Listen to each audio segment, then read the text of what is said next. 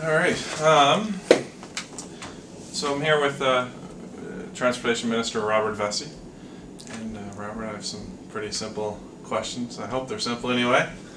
My first question is, they're all, of course, regarding the Plan B issue.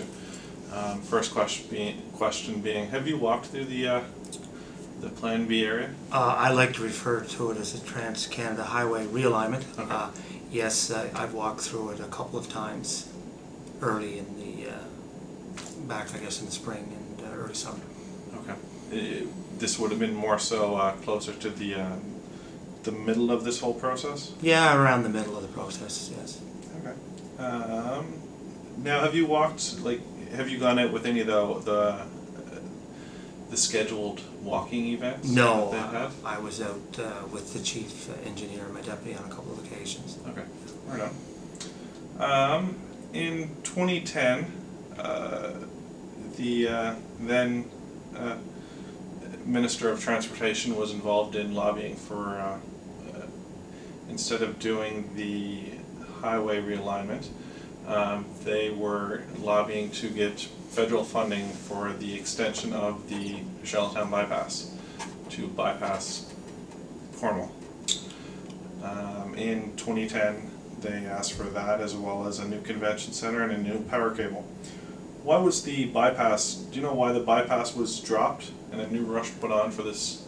I can't really speak, John, to the former minister, but I believe the bypass in question that you have spoken about was presented to council in Cornwall. They refused it at that time, and since then the Atlantic Gateway, which the former minister was very instrumental in lobbying the federal government for funding for the trade corridor, which is between Upton Road and the Confederation Bridge, and he was lobbied very hard, and we were able to trigger that through the realignment process on the Trans-Canada, which led us to an independent engineer come out and reassess the Trans-Canada Highway, and it was identified in 3 different locations that were all taken out to the public.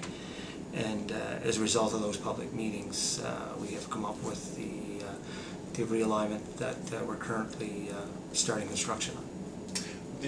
Talking about the Atlantic Gateway project. Yeah.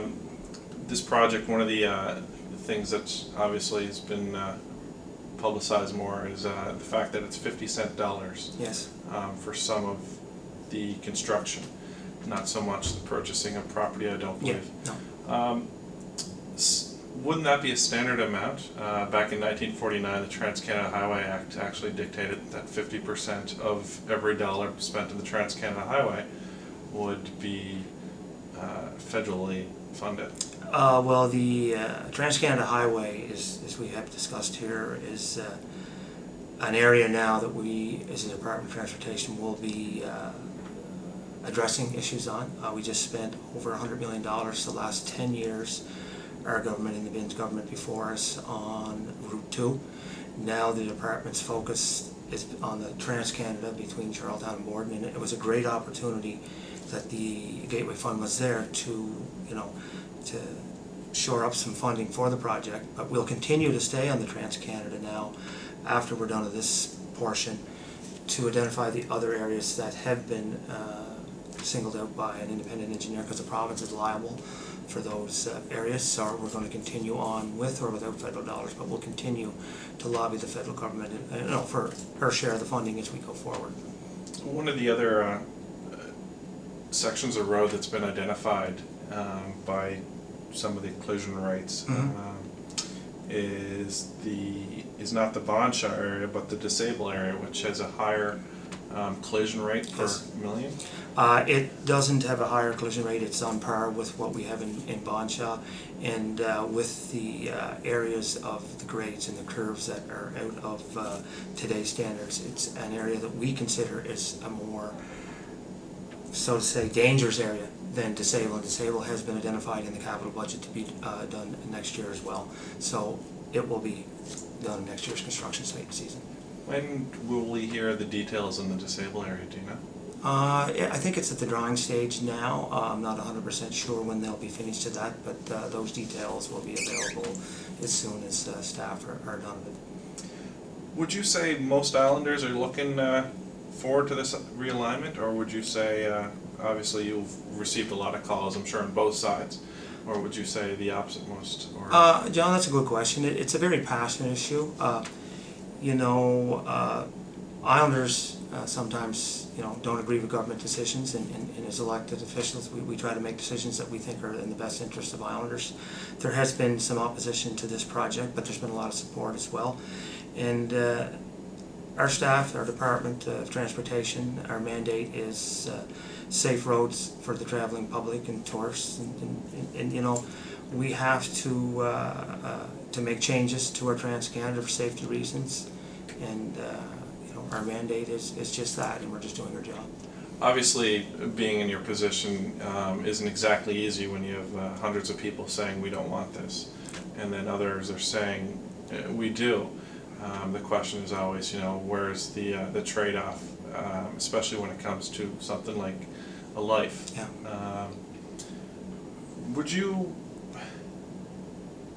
you say that that a lot of people are understanding of the collision rates and the amount of accidents that have been on this piece of highway? Yes, there's been a lot of discussion around stats, and we get our stats from the RCMP through highway safety, which stats are the stats, and the area in question has an accident rate of about 50% higher than other areas of the Trans-Canada. And when we had that area identified the first time, we went out and we presented the original plan through there, through the park. We listened to the people at the time. I believe the opposition members gave a thumbs up. The former leader of the Green Party gave a thumbs up. You're listening to people. And that's what we did. We listened to the people that said, we don't want you in our park, or Strathcarty Park. We don't want you in our Napa lands. Well, there's 6 kilometers out there in Churchill that's addressed, and it only has 2 sides to the road. So from my seat in the department seat, we have to address that area. We listened to the public meetings, that there were 9 in total, and out of that we come up with our alignment on the north side of that area through Churchill that's in question. Out of the 9 meetings you attended, or sorry, out of the 9 meetings that were put on, how many did you attend personally? 8. I didn't attend the last one because it was an environmental assessment meeting, and we didn't want to politicize that and take the focus away from the environment, which the meeting was set up for. How many people have not sold lands to the province at this state of the game? Right now we have 4 lands in question. 2 of them we may be looking at expropriation here shortly, and there's 2 more we're continuing to work with. They have land that's outside the construction zone that we may not need, probably, I'm guessing, 8 months, maybe a year. We'll continue to negotiate, and you know, expropriation is something that government doesn't take lightly. We've dealt in good faith with all homeowners which we purchased their property. Now we're at the landowners, and you know, we have 4 properties we're dealing with. Do you think the expropriation will put this project behind? No. When will the hard construction start?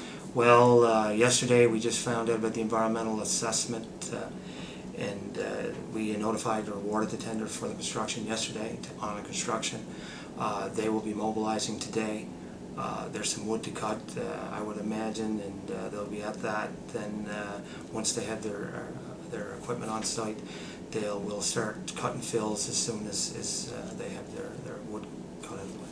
In terms of the process to start this project, would you say 100% of this has been complete? Is it 100% ready to go, or is there a few other things in between that need to be done?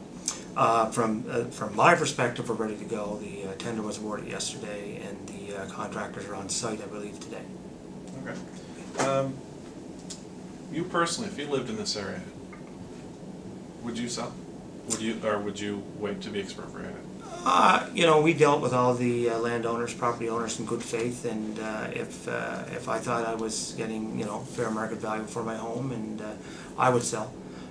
If you don't, I guess it's your prerogative if you want to stand to expropriation. And again, that's something government does not take lightly. And you know, we've reached with a lot of property owners and hoping to do so with a couple more. One of my last questions is basically there's been talk about people locking arms to prevent this from going forward?